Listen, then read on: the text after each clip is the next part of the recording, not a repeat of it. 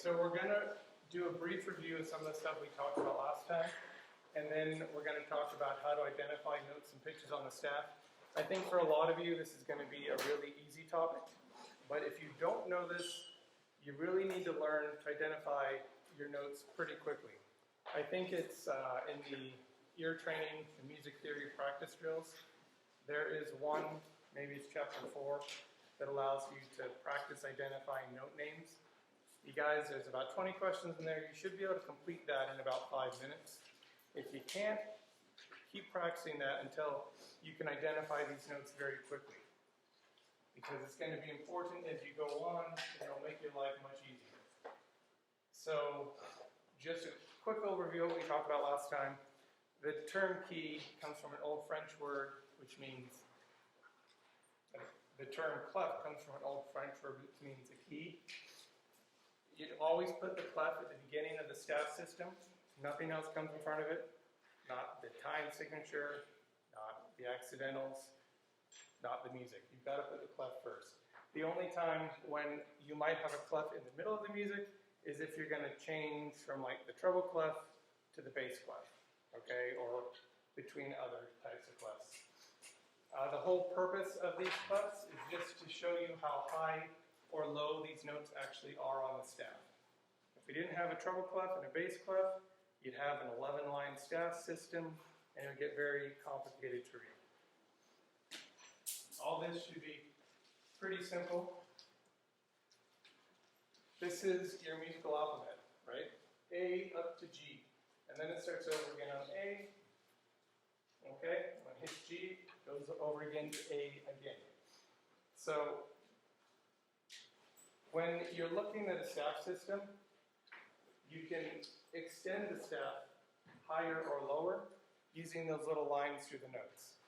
And we're going to talk about that in a little bit more towards the end of this, but there are a few ways to remember the names of your notes in the treble clef. Some people like to use this little device to remember the spaces and the lines separately. You ever heard that phrase, if you look between the lines, you see your face? That's one saying that people use to remember the spaces on the treble clef. You can also create an acronym for the lines of the treble clef. Here's one: every great burger deserves fries. You can make up your own, okay? But whichever method works best for you, if you're more the type that just wants to figure out where all the notes are and just kind of memorize them that way, then you can just kind of write everything out, figure out where all your notes lie on the staff, okay?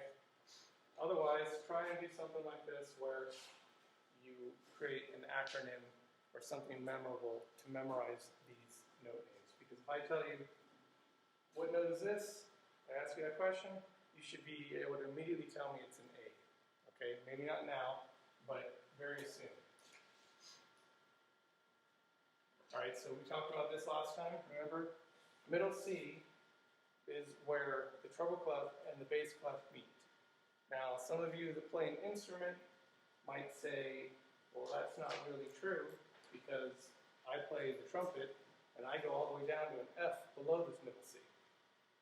So, the treble clef can go below middle C, but in a class like this, we're just talking about the very basics right now. So, for our purposes, for the most part, middle C is going to be the point where all the higher notes are written. So if you have something that's high-pitched, like most of the music that we're singing, everything is pretty much above middle C, okay? If you need to go lower, then you're going to need to use the bass clef. And remember this is important. The treble clef is just a stylized G, just a cursive G, okay? So we've got a G right here, and then that whole thing kind of resembles a G as well. And that's because it tells you where the note G is on the staff. It's actually sometimes called the G clef, because it's used to indicate where G falls. So you can see right here, this half note. The half note just has a hole in the center, as opposed to a quarter note that has a solid center. This is showing you where the G's are on the staff. And if you'll notice, the treble clef right around that second line. So if you don't know the names of your notes, you can figure them all out. If you can remember that the G loop here wraps around the second line, and you'll know the second line is G, and then this top loop here also shows you where G is. That's sitting right above the staff. You consider this one here, this G at the top of the staff, an extra space. That might be like a fifth space, because it's really not in the staff anymore. It's right on top of it, and it's occupying another space above the staff. Does that make sense? Okay, so from there, you just write it down alphabetically, and you move consecutively from one note to the next, and you get all the notes in the treble clef. Pretty easy. It might take a while to learn these, but the concept is pretty simple. So here, what you have, this is the way the treble clef should be written. This is what would happen if you move the treble clef down the line. So now this loop is wrapped around the first line.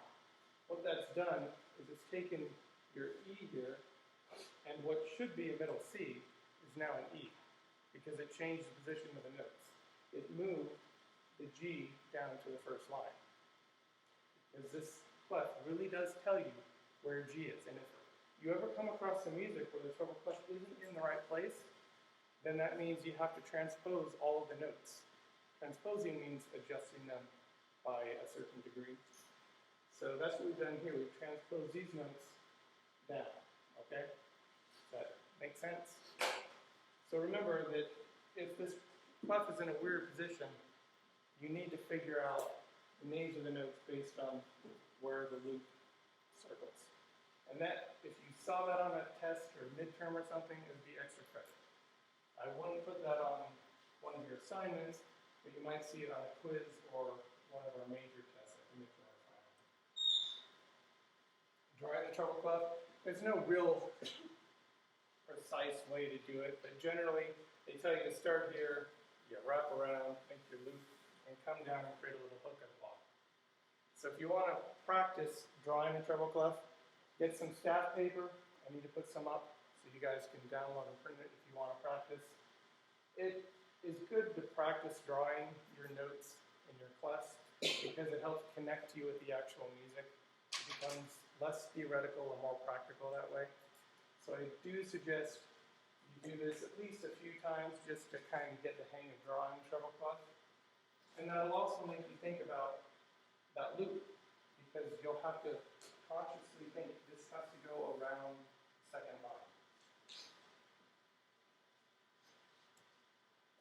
All right, so our bass clef. It's our other half of our musical spectrum. This is also middle C. So if I see middle C in the treble clef and middle C in the bass clef, they're going to sound exactly the same. As I told you guys last time, this note here in the middle of the piano, the C closest to the middle, it's actually more towards the left side than the right side, but we call it middle C because it's right in the middle of that piano. And it's going to sound the same, even if it's written differently. So this is a bass clef. You see it above the staff instead of below, but they're still the same note, okay? So you can have notes in the treble clef that overlap with notes in the bass clef. That does happen. And they will sound the same. So like the treble clef, which we call a G clef, sometimes, the bass clef is sometimes called an F clef. And that's because it looks like a cursive F. And it also tells us where F is. The line right between these two dots, which you're going to see in a second, that's your F line. So you can always tell where the F line is in the bass clef if you remember that it's also called the F clef.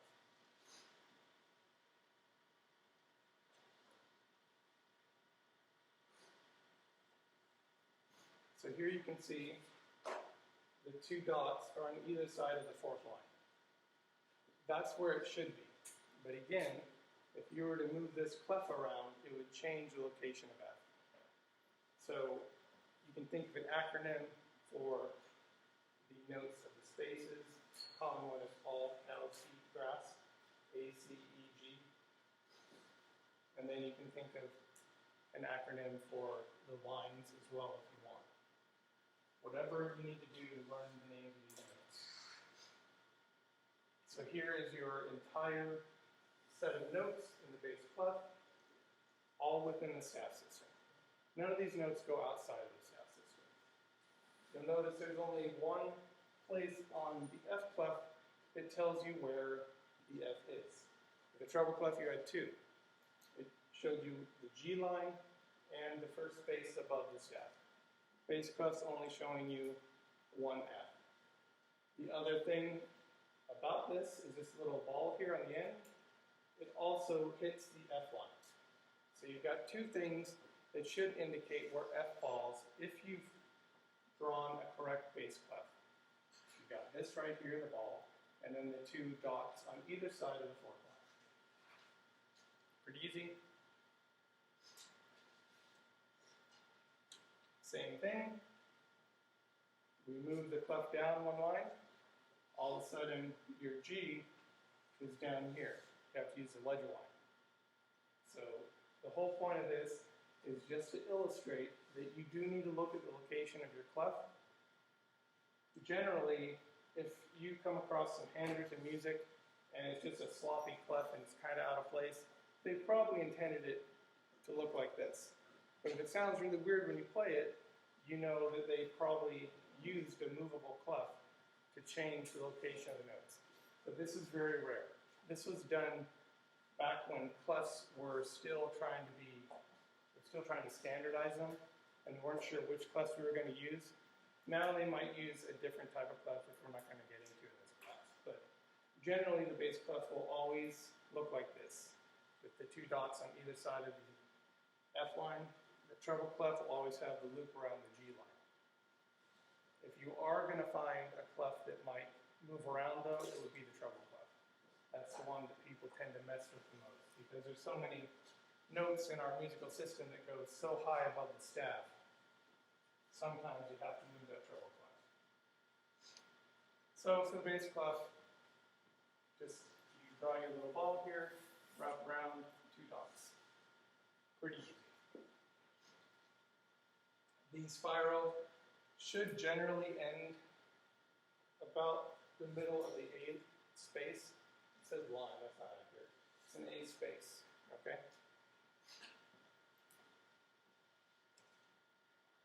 And here, you've got a bunch of clefs from famous composers.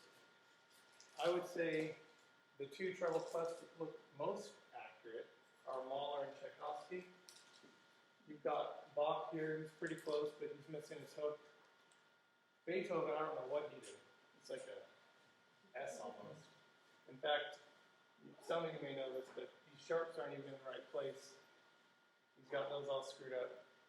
It's more of, I guess, an image of, you're in a key with four sharps, rather than actually being too accurate, because the biggest people will know if there's four sharps. So then you've got Chopin. One of his sharps is off. Does anybody know which one? Some of you who might have played music. Yeah, the first one. There is no E sharp on the first line. It should be an F sharp. Mozart, he's using flats there. We've got Liszt, which looks like some sort of weird fish hook. And then I don't know what Verdi's doing here. He's just taking up the entire page. That's just, it's not right. I hate to be his copyist. So you don't have to do this, but this is a good exercise for you guys. You should draw the treble clef, and then after you draw it, draw a little note on the second line. That way you can kind of instill that that is the G line. Same thing with the F clef or bass clef. Draw your bass clef and then put an F on the fourth line there. Okay? That's a good exercise for you guys to do at home on a rainy day or something. I know you guys are going to be doing this all weekend. Okay, so we've been talking about this on and off, and now we're going to get a little more official with it. Ledger lines. If you need to write something that goes above or below the staff, it's too high to fit in the staff. you can use something called ledger lines.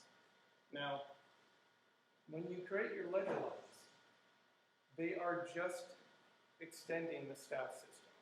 So this one here, your middle C, you can see the line underneath it.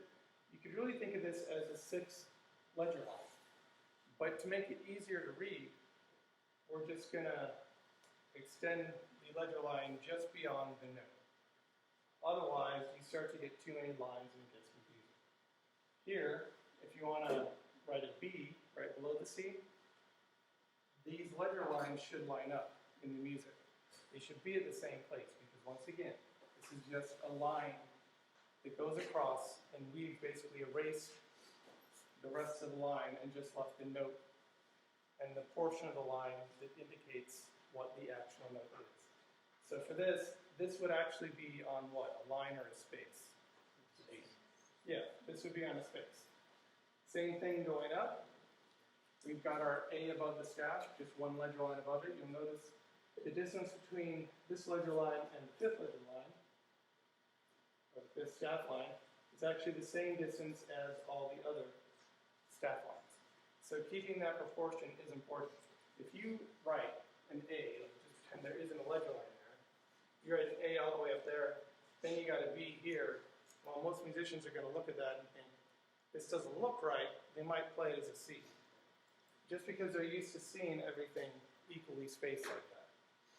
So if you want to write a B above the staff, you just rest a note above it as if it were in a space.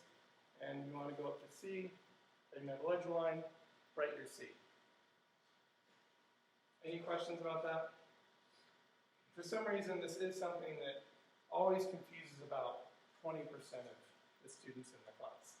So I want to make sure if there's any questions, you don't have to ask now, you can maybe talk to me afterwards, but make sure you ask questions if you have them. Okay, so this, I'm going to illustrate something to you here. You've got 4 notes below the staff and 4 notes above the staff. Everybody understands how we got those notes, right? Those ledger lines are important, because otherwise you have something that looks like that. That would actually play the exact same way as this. It's the same thing. But which one's easier to read? The one with 11 staff lines or the one with 5 that uses ledger lines? So that's all these ledger lines are. They're just a way to make the music look cleaner and make it easier to read. Otherwise, we're stuck with something like this, and if I don't have the note names, I really have to kind of think about what these notes are. I mean, I guess if you did this long enough, you just get used to them, but still, this is a lot easier to read than this. So that's the whole reason we do this. There are some other methods of extending the staff system, if you want to go higher or lower. Anybody think of one? Do ABA. Yes, you can do ABA. Anything else? You can use other clefs. There's a few different ways to do it. But the one we're going to concentrate on, what was your name? Fernando. Fernando told us 8VA. This is the ottava marking. Now, you've got 8VA and 8VB.